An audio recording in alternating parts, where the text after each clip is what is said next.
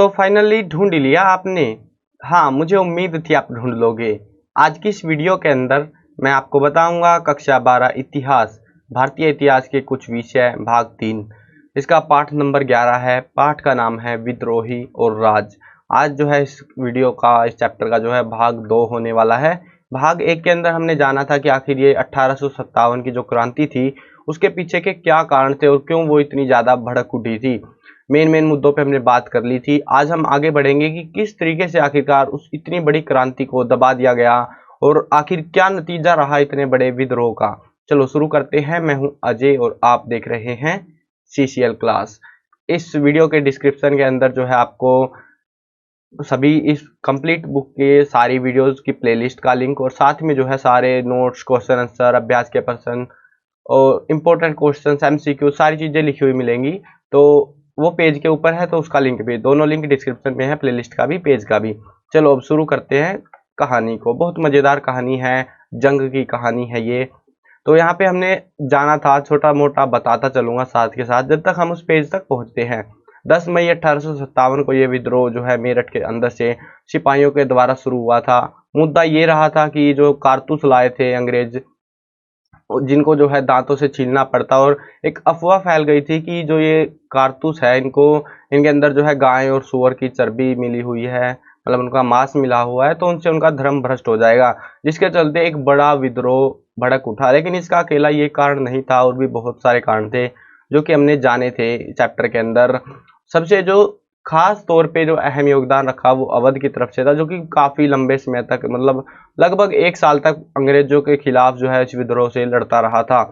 अब हम यहाँ पे जानते हैं, इतना हमने जान लिया था, मोटा मोटा सा बता दिया है मैंने आपको। अब जो है मेन जहाँ तक हमने पढ़ा था उससे आगे, यहाँ तक हमने पढ़ लिया था, इससे आगे का पढ़ते हैं। विद्रोही क्या चाहते थे आखिर? ये विद्रोही जो थे, यानी कि जो लोग विद्रोह कर रहे थे, जिन्होंने मारकाट कर रखी थी पूरी, तो उनका मकसद क्या था, वो चाहते क्या थे उन अंग्रेजों से?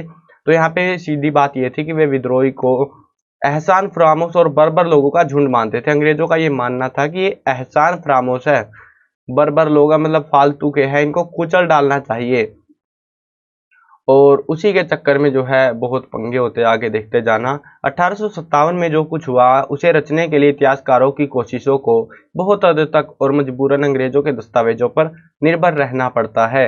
अब ये थोड़ा सा आपके लिए दुखदायक हो सकता है, क्योंकि जो इतिहास हम पढ़ रहे हैं, जो चीज़ हम जानना चाहते हैं, वो एक सरकार के नज़रिए से हमें देखने को मिल रही है। क्योंकि जो असली सबूत थे, जो विद्रोहियों के जो नेता थे, जो भी उन्होंने भाषण दिए, जो बातें अपने लोगों को बताई, वो विद्रोह इतना बड़ा हुआ क्यों था, वो सारे कारण उन्हीं के अंदर थे, उन्हीं को पता था। लेकिन वो ज़्यादा पढ़े लिखे थे नहीं, तो थोड़ी सी दिक्कतें हुई। हमें जो है उनके साक्ष्य नहीं मिले, जो साक्ष्य मिले वो सारे अंग्रेजों के थे, यानी कि शासन सरकार के। और जो शासन करता है वो अपने हिसाब से ही लिखेगा ना, उनके हिसाब से तो लिखने नहीं वाला। तो इसीलिए हमें जो है उनके दस्तावेजों पर निर्भर रहना पड़ता है, और कहीं ना कहीं जो असल सच्चाई है वो हमसे छिप के रह जाती है। एकता की कल्पना। अब यहाँ पे जो है एकता, इतना बड़ा भारत था, इतनी सारी सल्तनतें थी, उनको सारी सल्तनतों को एकजुट लाना एक अहम, मतलब बड़ा मुद्दा था ये।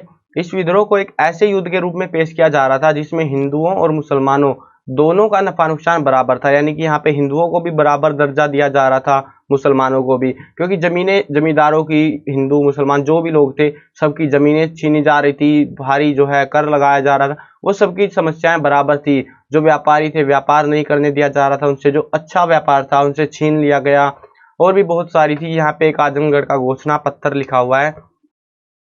इस घोषणा पत्र के अंदर जो है राजा ने लिखवाया था, मतलब अलग अलग कैटेगरी के लोगों को बुलाया था कि तुम आओ और इस जो ये विद्रोह चल रहा है इतना बड़ा, इस विद्रोह में अपना अहम योगदान दो। अब यहाँ पे जो है कुछ लोगों के बारे में लिखते हैं, जैसे जमींदारों के बारे में। जमींदारी बंदोबस्त, यहाँ पे एक बंदोबस्त, बहुत सारे बंदोबस्त लाए गए जिसके तहत जमींदारी को बर्बाद कर दिया गया। और ये सारा हुआ था, हमने पिछले चैप्टर के अंदर जान लिया था ये सारी चीजें, कि आखिरकार जमींदारों को अपनी संपत्ति को क्यों खोना पड़ा, उनकी जमीनें क्यों नीलाम की गई। अब यहाँ पे इन्होंने क्या बताया देखते हैं। जमींदारी बंदोबस्त तय करने में अंग्रेजी सरकार ने बेहिसाब जमा जो है ना, ये पैसा था जिसका अंदाजा लगाया जाता था कि इतना पैसा हमें इनसे लूटना है, कर के रूप में हो या कैसे भी करके, वो थोप दिया है, और कई जमींदारों को बेइज्जत व बर्बाद किया है। एक आम रैयत किसान होते हैं, किसान को रैयत बोला जाता है। एक आम रैयत किसी जनाना नौकर और किसी गुलाम की ओर से दाखिल किए मुकदमे पर भी बाइज्जत जमींदारों को अदालत में घसीटा जाता है। बेफालतू में कोई भी अपने पास से आरोप लगाएगा और उनको जो है अदालत में घसीट लिया जाएगा। तो ये सीन हो रहा था, गिरफ्तार किया जा रहा था, कैद खानों में डाल दिया जाता और बेइज्जत किया जाता। कुल मिला के सरकार, जो ब्रिटिश सरकार थी, उनका मकसद ये था कि जो संपत्ति है वो उनके हाथों में आ जाए, जो भी जमीन है उनके ऊपर सीधा कंट्रोल उनका ही हो, तो वो ये चाहते थे। उसके अलावा जो है व्यापारियों के बारे में अगर जानते हैं तो व्यापारियों के साथ क्या हुआ था, इस अधर्मी, और देखो जब भी कभी भी षड्यंत्र होते हैं, मतलब विद्रोह होते हैं, तो सरकार को अधर्मी और ये सारे शब्द यूज किए जाते हैं। ये बेसिक सी बात है, आज के टाइम पे भी होता है। तो इस अधर्मी और षड्यंत्रकारी ब्रिटिश सरकार ने नील, कपड़े, जहाज व्यवसाय जैसे तमाम बेहतरीन और बहुमूल्य चीजों के व्यापार पर एकाधिकार स्थापित कर लिया। यानी कि वो सारा कंट्रोल उन्हीं के हाथों में आ गया। जो व्यापारी थे उनको वहां से बेदखल कर दिया गया, वो उस चीज का व्यापार कर ही नहीं सकते थे। तो वो भी बड़ी दिक्कत की बात थी। छोटी मोटी जो व्यापार थे उनमें उनको रखा जाता और जिससे उनको मुनाफा नहीं हो रहा था। तीसरा टॉपिक था वो था सरकारी कर्मचारियों के बारे में। ये सारे लोग थे जो परेशान थे अंग्रेजों से, जिसके चलते विद्रोह हुआ था। तो ये सारी चीजें हमें देखने को मिली थी, एक मतलब बोल सकते हो एक आदेश के जरिए। इससे हमें थोड़ा बहुत आइडिया लगता है, बहुत सारी चीजों का आइडिया हमें इसी उपदेश से ही लगा है। तीसरा पॉइंट है सरकारी कर्मचारियों के बारे में। सरकारी कर्मचारी जो सैनिक भर्ती हुए थे अंग्रेजी ब्रिटिश सरकार के अंदर, तो उनको जो है एक तो इज्जत नहीं मिल रही थी। अच्छे जो ओहदे थे बड़े बड़े, जिनके अंदर जो है वैल्यूएबल ओहदे होते हैं बहुत सारे, तो वो ओहदे उनको नहीं मिले हुए थे। वो सस्ते सिपाही भर रखे थे, उनकी तनख्वाह भी कम होती थी, कुछ नहीं कर सकते थे, वो मरना पिटना ही था उनकी जिंदगी में और कुछ नहीं था। तो इसने बोला कि तुम सब लोग हमारे साथ आओ। उसके अलावा कारीगर, जो लोग मतलब कपड़े का व्यापार, बढ़ई, लोहार, ऐसे बहुत सारे छोटे कैटेगरी के लोग भी थे, तो इनको भी बोला कि तुम भी हमारे साथ आओ और इस विद्रोह में अपना योगदान दो। उसके बाद जो है पंडित, फकीरों और अन्य व्यक्तियों, बहुत सारे ऐसे लोग थे जिनका एक रुतबा था समाज के अंदर, पंडितों का और बहुत सारे लोगों का। तो उनको जो है उपदेश देने से मना किया जा रहा था, मंदिरों में जाने से बहुत जगह पे रोका गया। तो ये सारी दिक्कतों के चलते वो भी थोड़े से भड़के हुए थे, बहुत सारे अनुयायी थे उनके, और वो भी उनके चलते वो भी भड़क गए थे। तो फिलहाल जो है धर्म के कारण ही अंग्रेजों के खिलाफ एक बड़ा युद्ध छिड़ा हुआ था। इसीलिए पंडित और फकीरों का फर्ज है कि वे खुद को मेरे सामने पेश करें। यानी कि राजा ने उपदेश दिया था ना, जो आदेश दिया था, तो वो उसमें बोल रहे हैं कि वे जो है मतलब जो भी फकीर, पंडित, जो भी लोग हैं, वे मेरे सामने पेश करें और इस पवित्र युद्ध में अपना हिस्सा निभाए। मतलब उस पवित्र जो ये लड़ाई चल रही है इसमें अपना साथ दे। अब ये तो रही राजा की बात, उसकी सोच के बारे में, और हमें कुछ आइडिया लग गया कि पंगे क्या क्या चल रहे थे समाज के अंदर। लेकिन सिपाही जो काम कर रहे थे वो आखिरकार क्या चाहते थे?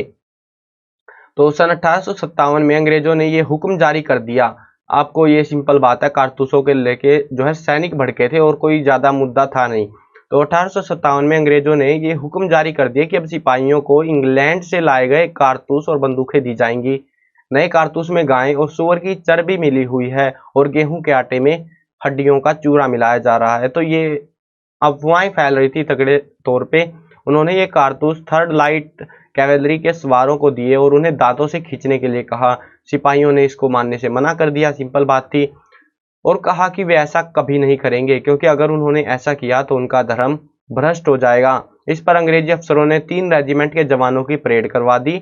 1400 अंग्रेजी सिपाही यूरोपीय सैनिकों की दूसरी बटालियनें, जो मतलब दूसरे सैनिक थे, भारत के नहीं थे जिनमें, और घुड़सवार गोलंदाज फौज को तैयार कर भारतीय सैनिकों को घेर लिया गया।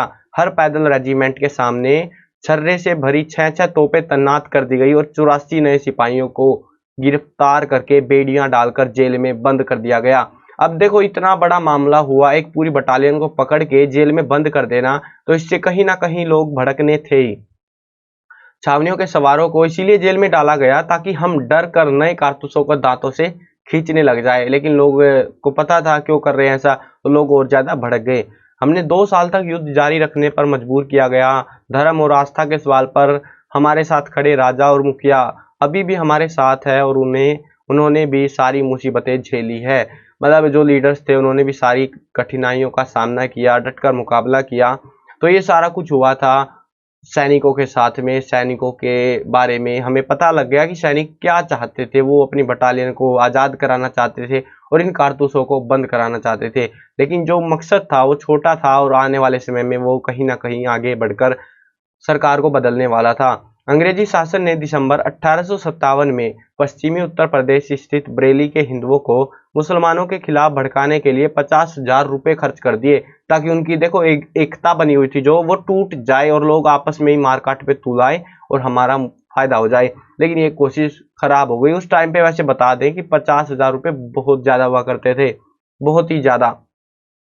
मतलब 100 रुपए में तो यार ये मान के चलो कि आप अमीर बन सकते हो, तो 50,000 रुपए बहुत बड़ी रकम थी जो कि उन्होंने खर्च कर दी थी, ताकि ये जो विद्रोह है ये आपस में मरकट जाए और सामने हमें ना लड़ना पड़े।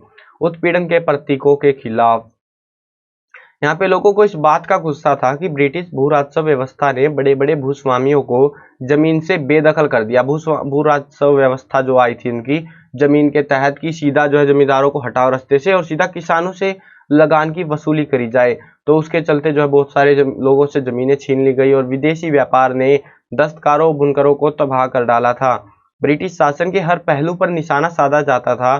फिरंगियों पर स्थापित और सुंदर जीवन शैली को नष्ट करने का आरोप लगाया जाता। विद्रोही अपनी उस दुनिया को दोबारा बहाल करना चाहते थे। मतलब जैसी वो जिंदगी जी रहे थे पहले अंग्रेजों के आने से पहले, तो वो वैसी ही जिंदगी जीना चाहते थे, जबकि अंग्रेज चाहते थे कि हमें और ज्यादा फायदा हो और ज्यादा पैसा हम यहाँ से लूट सके। अब पंगा ये हुआ वैकल्पिक सत्ता की तलाश। देखो इतनी बड़ी सल्तनत थी, दिल्ली सल्तनत जो थी उसको कब्जे में ले लिया गया। अंग्रेजों को ब्रिटिश राज जो था उसको निकाल दिया गया पीट पीट के। जो अंग्रेज सिपाही थे उनको मार दिया गया।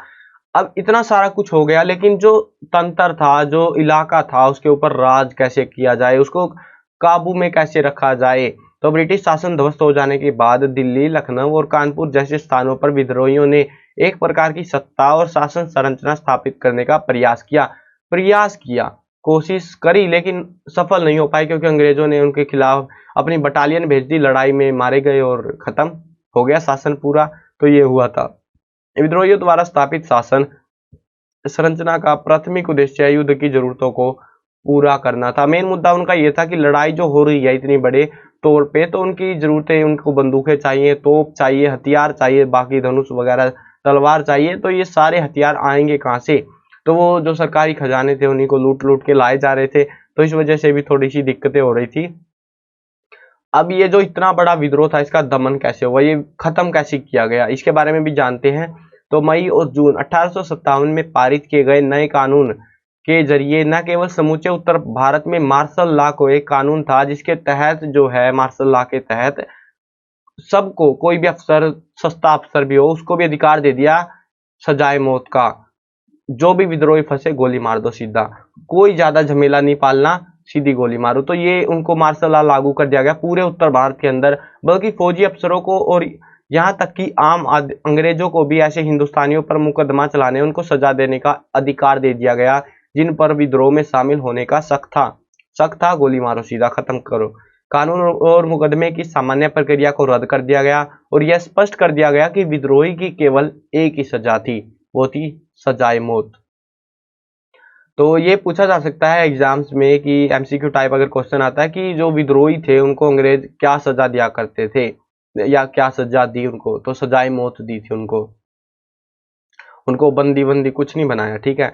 विद्रोह के जो है प्रमुख केंद्र यहाँ पे मैप के अंदर आपको देखने को मिलेंगे। देखो इधर से पेशावर था, जो जम्मू के आसपास का इलाका है, कोई नहीं, ये तो पाकिस्तान के एरिया का लग रहा है मुझे, छोड़ो यार, जो भी है इधर का है। ठीक है।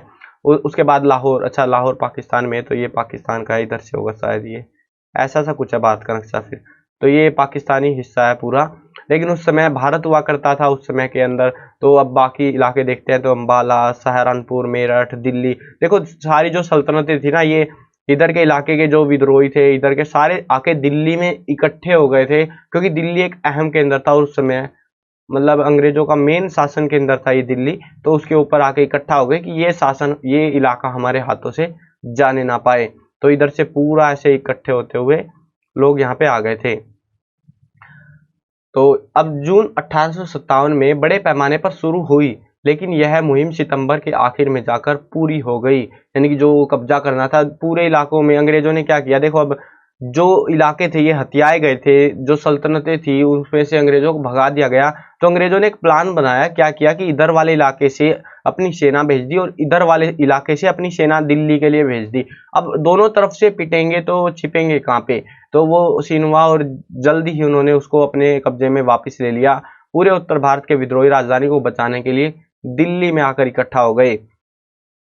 अवध में फारसित नाम के एक अंग्रेज अफसर का अनुमान था कि कम से कम 3/4 वयस्क, अवध की बात है, अवध वो इलाका था जहां के राजा को वहां से निकाल दिया गया और उसके बाद में लगभग 1-1.5 साल तक वो लड़ाई उनकी चली थी। मतलब सबसे लंबा विद्रोह वहीं पे हुआ था। तो वहां पे जो अनुमान था कि कम से कम 3/4 यानी कि 4 व्यक्तियों में से 3 व्यक्ति जो पुरुष है आबादी विद्रोह में शामिल थी। इस इलाके को लंबी लड़ाई के बाद मार्च 1858 में जाकर ही अंग्रेजों ने, देखो मार्च तक, ये जून की बात है जब 1857 में क्रांति शुरू हुई थी और 1858 में जाके यहाँ पे कुल मिला के इनका कब्जा हो पाया था। अंग्रेजों ने इस एकता को तोड़ने के लिए, जो एकता बनी हुई थी हिंदू मुसलमान की एकता, जो भी लोग थे सारे इकट्ठे हुए थे, इसको तोड़ने के लिए बड़े बड़े जमींदारों को आश्वासन दिया कि उनको उनकी जमीनें, उनकी जागीरें जो लूट ली हैं जबरदस्ती, उसको वापिस कर दिया जाएगा, लौटा दी जाएंगी वो संपत्ति। लेकिन ऐसा नहीं हो पाया। वो जो संपत्ति थी उनकी, वो संपत्ति तो आपको पता ही है, उसको हथियाने के लिए तो उन्होंने इतने पैतरे अपनाए। अब वो संपत्ति उन्होंने अपने कब्जे में ले ली थी और लालच दिया जा रहा था कि आपको ये संपत्ति हम लौटा देंगे और अगर संपत्ति लौट जाएगी तो जमींदार खुश हो जाएंगे। ऐसा नहीं हुआ। बहुत सारे जमींदारों ने इसका विरोध किया कि ऐसा तुम तो करने वाले हो नहीं। बहुत सारे जमींदारों के खिलाफ जो है उनको मार दिया गया। कुछ लोग जो है इलाका छोड़कर नेपाल भाग गए ताकि जान बच सके। जमीनें हथिया ली गई। कुछ जो उनके साथ आए उनको इनाम देके ऐसे लालच दिया गया ताकि कुल मिला के ये विद्रोह जो इतना बड़ा हुआ है, क्योंकि अंग्रेजों को लग रहा था कि ये विद्रोह उनको खत्म कर देगा, तो उसको खत्म करने के लिए विद्रोह को कुछ ना कुछ अंग्रेज कर रहे थे। विद्रोह की छवियां, अब छवियों के बारे में जानते हैं तो रक्षकों का अभिवंदन, यहाँ पे जो है बहुत सारे अफसरों के नाम आते हैं। तो उन्होंने कुल मिला के यहाँ पे अपना पूरा योगदान दिया, अपने फोटो खिंचाए। लेकिन अंग्रेजों ने जो है, जो अंग्रेजी मैगजीन थे, भारत में तो अखबार इतने चलते नहीं थे, अंग्रेजी अखबार चलते थे भारत में नहीं, अंग्रेजों के इलाके में ब्रिटेन में चलते थे। तो वहां पे जो है बड़ा चढ़ा के ऐसे वर्णन किया जा रहा कि अंग्रेजी सरकार ही सब कुछ है। इससे लोगों को भड़क जाते लोग, जो भारत वाले लोग हैं, उधर तक अखबार या कोई खबर वो थी वो पहुंचती तो लोग भड़क जाते, विद्रोह को और तेज कर देते। अब यहाँ पे ये पेंटिंग देखो, यहाँ पे जो है एक विद्रोही टुकड़ी को इन्होंने ध्वस्त किया था। तो विद्रोही टुकड़ी ने लखनऊ पर डेरा डाल दिया। तो लखनऊ के कमिश्नर हेनरी लॉरेंस ये ईसाइयों को इकट्ठा किया और बेहद सुरक्षित रेजिडेंसी में पनाह ले ली। बाद में लॉरेंस तो मारा गया, किंतु कर्नल इंग्लिश के नेतृत्व में रेजिडेंसी सुरक्षित रहा। 25 सितंबर को जेम्स ओटमन और हेनरी हैवॉक वहां पहुंचे। उन्होंने विद्रोहियों को तितर-बितर कर दिया और ब्रिटिश टुकड़ियों को नई मजबूती दी। 20 दिन के बाद भारत में ब्रिटिश टुकड़ियों का नया कमांडर कॉलिन कैम्पबेल भारी तादाद में सेना लेकर वहां पहुंचा और उसने ब्रिटिश रक्षक सेना के घेरे से छुड़ाया। मतलब जो विद्रोही जो घेर के बैठे हुए थे उनको चारों तरफ से उनको मार डाला गया।